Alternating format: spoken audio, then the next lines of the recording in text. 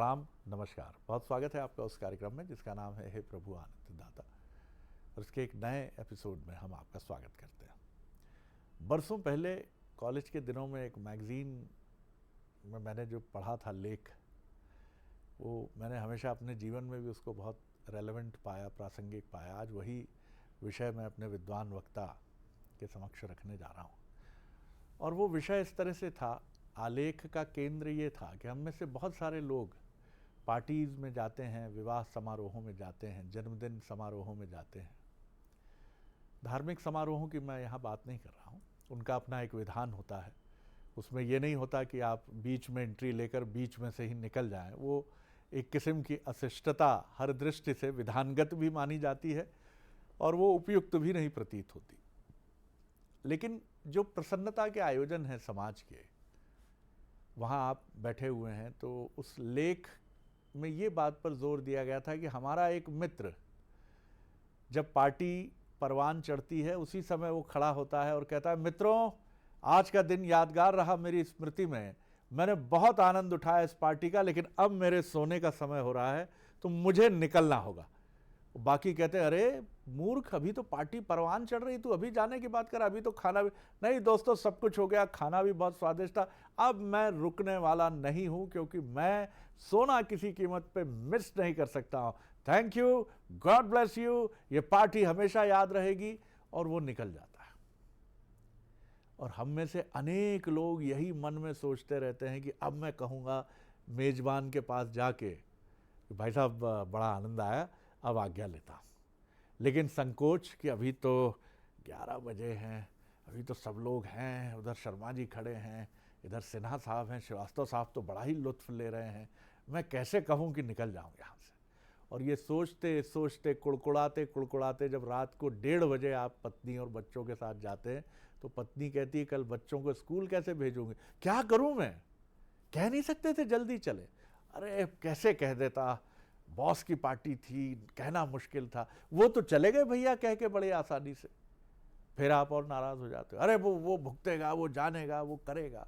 लेकिन जीवन में ये निर्णय लेने वाला बहुत ही स्वर्ण स्पर्श वाला होता है, जो बिल्कुल सही समय पर सही निर्णय करता है, इस बात की परवाह किए बिना कि किसको क्या लगेगा। बॉस की भी पार्टी है तब भी, सर मैं माफ़ी चाहूँगा सर, कुछ परिस्थितियाँ ऐसी है कि मुझे जाना पड़ेगा सर, बहुत आनंद उठाया सर, निकल गए तीर की तरह बॉस को भी। लेकिन कई लोग इसी प्रश्न को इतना बड़ा बना लेते हैं, कैसे जाऊं, कैसे करूं, और पार्टी में रहते हुए भी वो पार्टी में नहीं होते हैं। तो ये जो भाव आपके, क्या इसके पीछे क्या आध्यात्मिक तत्व है कि आप एक निर्णय लेते हैं साहस के साथ और तुरंत पहुंचते हैं, अपनी बात कहते हैं और निकल जाते हैं। चलेंगे अपने विद्वान वक्ता, भगवत गीता के अध्येता, मानस मर्मज्ञ प्रोफेसर डॉक्टर सुरेंद्र बिहारी गोस्वामी जी के समक्ष। प्रणाम कर रहा हूँ डॉक्टर साहब। आज बड़ा लौकिक और व्यवहारिक प्रश्न आपके सामने, बड़ा व्यवहारिक प्रश्न किया है, और आज आपको सुनते हुए मैं भी सारे प्रकार के दृश्य मेरे सामने आ रहे थे जी। और मैं देख रहा था कि मनुष्य जो है ऐसी विशेषताओं में एक प्रसन्नता को प्राप्त करने जाता है या प्रसन्नता को दिखाने जाता है। ये एक दो प्रक्रिया है। बिल्कुल सुंदर बात है जी। ये हमारे गुणों के क्षोभ से उत्पन्न होने वाला एक कष्ट ही है। पार्टी और सत्संग, आप जानते हैं सत्संग को ही पार्टी कहा जाता है अंग्रेजी में। आनंद की वर्षा तो सत्संग में ही होती है, लेकिन वो पार्टी बन जाती है। आप देखिए, हमारे यहाँ भी पार्टी हो रही है, हमारे यहाँ पार्टी हो रही है महाभारत में। पार्टी में ही युधिष्ठिर जो है चौसर खेलने लगते हैं, पार्टी में युधिष्ठिर चौसर खेलने लगते हैं, और पार्टी में ही सारे लोग दांत निपोर कर खड़े हुए हैं और कोई कुछ बोल नहीं रहा है। वहां पर वहां आनंद नहीं है। क्या द्रौपदी के चीरहरण पर किसको आनंद आ रहा था दुर्योधन के अतिरिक्त? लेकिन पार्टी हो गई थी ना। पार्टी होने से मुझे लगता है पार्टी का पा जो है वो पाप का अभ्युदय कर देने वाला होता है क्या। और हमारे यहाँ समूह में लोग आते थे। क्या पुराने समय में बुलौआ कहलाता था, बुलौआ है, आइए हमारे यहाँ जरा ये आयोजन है। हमारे यहाँ आयोजन हुआ करते थे, आयोजन आनंद के लिए योजनाबद्ध ढंग से लोग एकत्रित हुआ करते थे आनंद के लिए। वहां पर प्रसन्नता रहती थी, वहां रूप के लिए लोग एकत्रित नहीं होते थे, वहां पर स्वरूप का आनंद लेने के लिए लोग आया करते थे। वहां आंतरिक मिठास की गुणवत्ता हुआ करती थी, वहां मुस्कुराहट वास्तविक हुआ करती थी, वहां ठाके नहीं लगते थे, वहां हंसी गूंजा करती थी। हम तो ठाके लगाने जाते हैं, हम उपहास उड़ाने जाते हैं लोगों को, हम लोगों के वस्त्र आभूषण को देखने के लिए जाते हैं। मुझे क्षमा करें, अगर आप दिखावा कर रहे हैं तो फिर वो आयोजन नहीं है, फिर वो पार्टी ही होगी। क्योंकि वहां हर व्यक्ति छद्मी दायरे में, शकुनी बैठे हुए हैं वहां पर, दुर्योधन बैठे हुए हैं वहां पर, दुशासन बैठे हुए हैं वहां पर, वहां का राजा आंख मूंद कर बैठा हुआ है, वो देख नहीं रहा है। वो छोटा बच्चा जिसका जन्मदिन है, जो बमुश्किल 1.5 साल का है, वो तो कोने में रोते हुए बैठा है ना। उसको तो आया लेके 4 बार मना रही है, बार बार बोलने आ रही है कि अभी इसके भूख का टाइम हो गया है, इसको अरे देख ले बोतल में दूध दे दिया, अभी देखो ये वर्मा जी आए हैं, शर्मा जी आए हैं, उनको देखना है। आनंद कहाँ है? वहां पर आनंद नहीं है, वहां की प्रक्रियाओं में नहीं है। तो ये एक दिखावा की प्रक्रिया होती है वहां पर।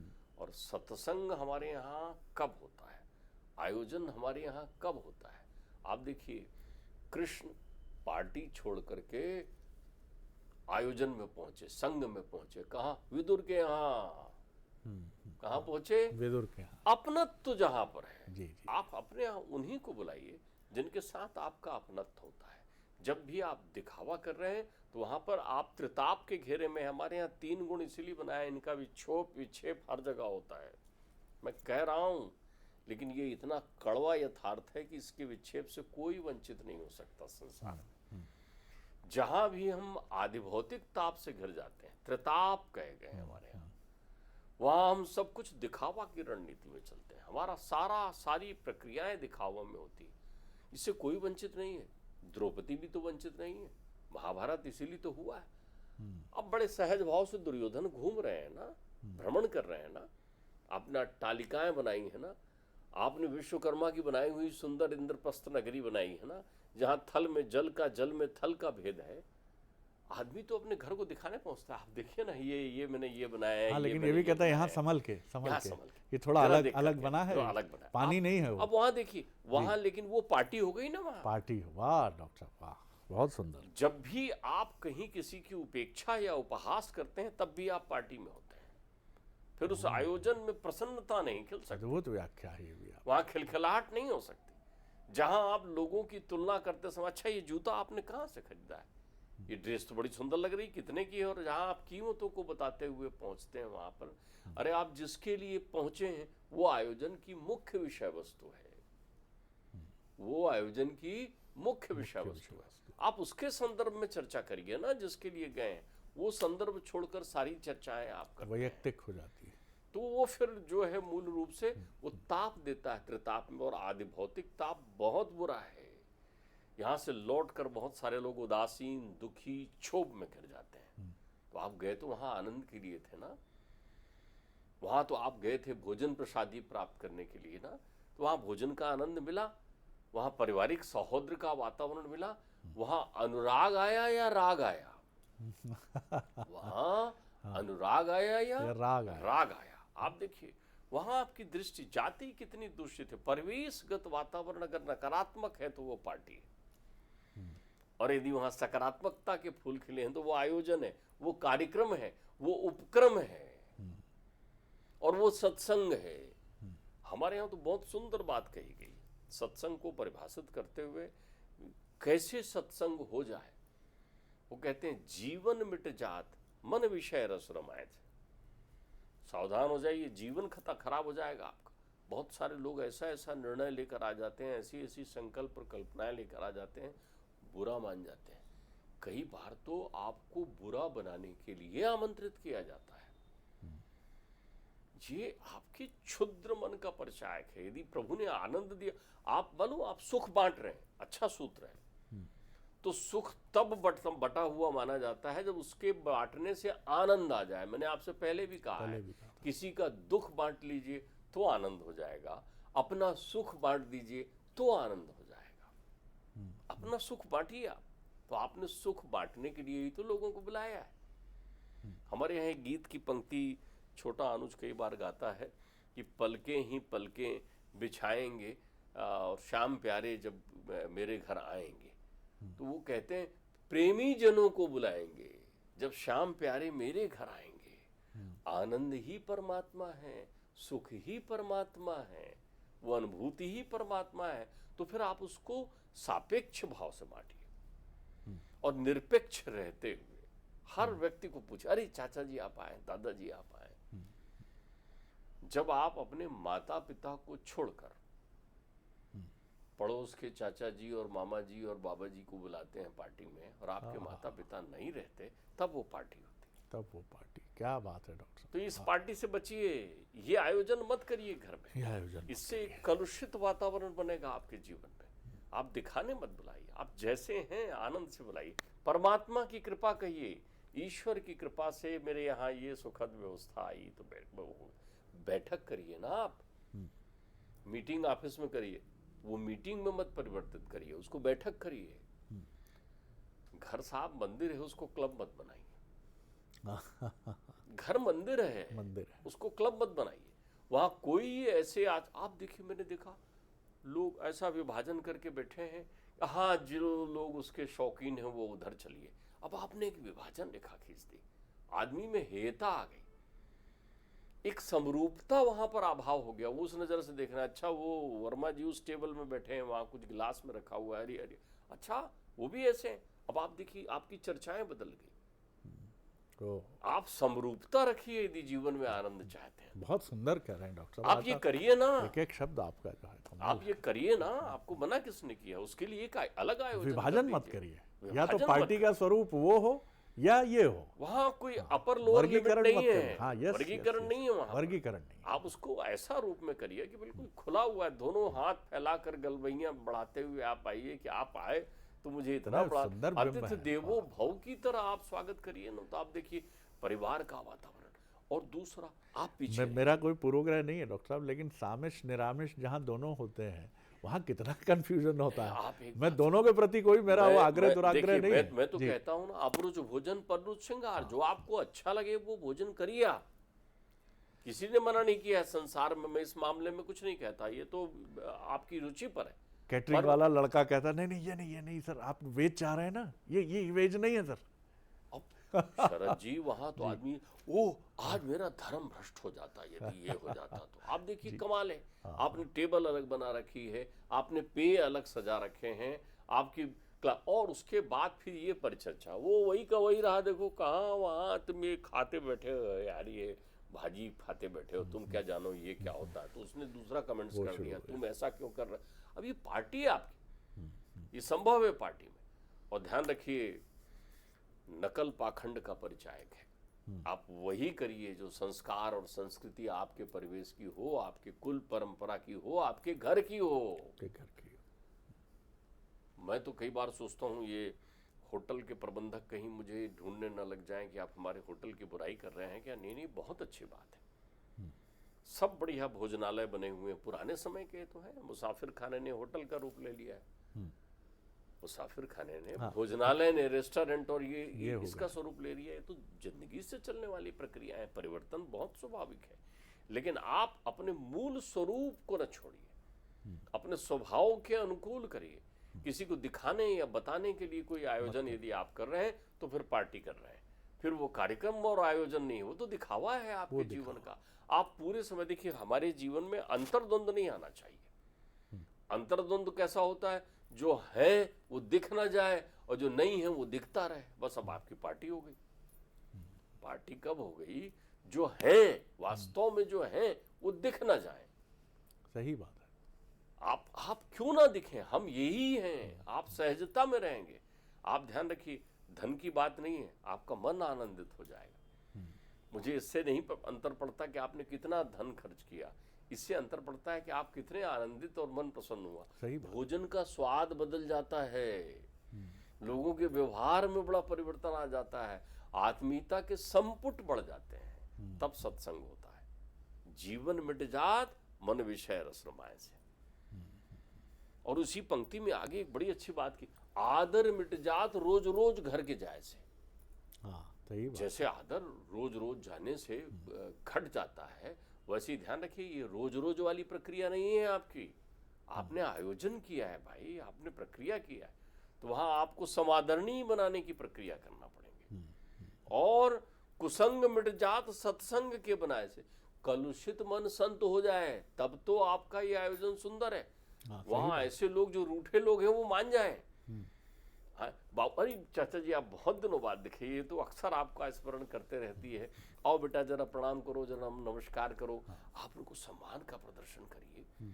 आप खाली आपको दिखाना है अपनी प्रक्रियाओं को, अंतर्मन को प्रसन्न चित्त रखना है। तो हमारे जीवन में ये आदि भौतिक ताप है, इसके लिए ही वेद कहता है इसको त्याग भाव से भोग, त्याग भाव से भोग, दिखा मत, तेरे सर ना चढ़ जाए, तेरी अपनी प्रक्रियाओं को दूषित ना कर दे। तेन त्यक्तेन भुंजीता, इसीलिए कहा है, ये मूल स्वरूप है। ईशावास्योपनिषद ने ऐसा नहीं है, एक सूत्र के माध्यम से कितनी सुंदर बात कही है, तेन त्यक्तेन भुंजीता। किसका है, कब है? तो ऐसे लोग, अब बहुत अच्छी पार्टी रही और हम चलते हैं, ये बैठकों में होता है, मीटिंग की व्यवस्थाएं हैं वहां पर। आप मिलिए ना, 4 यार मिलिए, कलयुग की रात गुलजार करिए। आप जैसा वो गीत की पंक्ति है, 4 यार मिलना है रात हो गुलजार, करिए ना, किसने मना किया है? वो आप उसको इस रूप में मत करिए कि जहां समूह भी हो और एकाकी भी आप अपने आप को एक वीतरागी बना करके अलग से चला रहे हो। आनंदित करिए। मैंने तो देखा एक परिवार में उनने एक सूत्र बना लिया है, जब भी जन्मदिन आता है उनके परिवार में, किसी भी सदस्य का, संयुक्त परिवार है भाई, आज के समय में दिखना है कठिन टास्क है, लेकिन संयुक्त परिवार है। और वो बड़ा सुंदर सूत्र है, जब भी जिसका जन्मदिन आए, तो जन्मदिन आए मतलब उस व्यक्ति को सुबह उठकर जितने भी बड़े बुजुर्ग हैं उनको प्रणाम करना है जो वहां है, और उनको खुद फोन लगाकर प्रणाम करना है। हमारे यहाँ तो नाराज हो गया, एक जो है बेटा अपने बाप से नाराज हो गया कि व्हाट्सएप पर आपने मुझे हैप्पी बर्थडे नहीं लिखा। मैंने सर पकड़ा, पार्टी वाला आदमी है वो। पिता को तू प्रणाम करेगा या पिता तुझे लिख कर देगा कि बेटा हैप्पी बर्थडे? कमाल है, कमाल है। आप छोटे हैं, ठीक बात है। आप धन्य भाग्य होइए कि आज आपका जन्मदिन है, तो जन्मदाता को प्रणाम करिए, माता पिता को प्रणाम करिए। और उनका दूसरा नियम ये है कि कथा करेंगे वो, उनकी अपनी व्यवस्थाएं हैं कि भाई आज है तो सबसे पहले सवेरे उठेंगे, स्नान ध्यान होगा, सारे लोग उसको शुभकामनाएं देंगे। मध्य रात्रि में उनके यहाँ केक नहीं कटता, वो सवेरे उठ करके सब लोग भोर से उसको सारी व्यवस्थाएं, और बिल्कुल टाइम पर एक पंडित जी आ जाएंगे, सब बैठ के कथा सुनेंगे। जिसका जन्मदिन हो घर में, इतने बड़े परिवार में जिसका भी कथा सुनेंगे, और शाम को सबको कहेंगे आज आयोजन है, भोज पर आमंत्रित करेंगे। जी। आप देखिए यहाँ आनंद का क्रम बढ़ गया, और उसको प्रमुखता से सामने रखेंगे। वो सबको प्रणाम करेगा, वो बुलाएंगे, चलो बेटा इनको देखो, इनको नमस्कार, उनके मित्र आएंगे, इष्ट मित्र आएंगे, मिलेंगे। तो आप जब आपके घर में एक छोटे बच्चे का जन्मदिन होता है, तो ये सत्य शपथ से चिंतन करिएगा शरद जी, आप तो दुनिया देखे हुए हैं।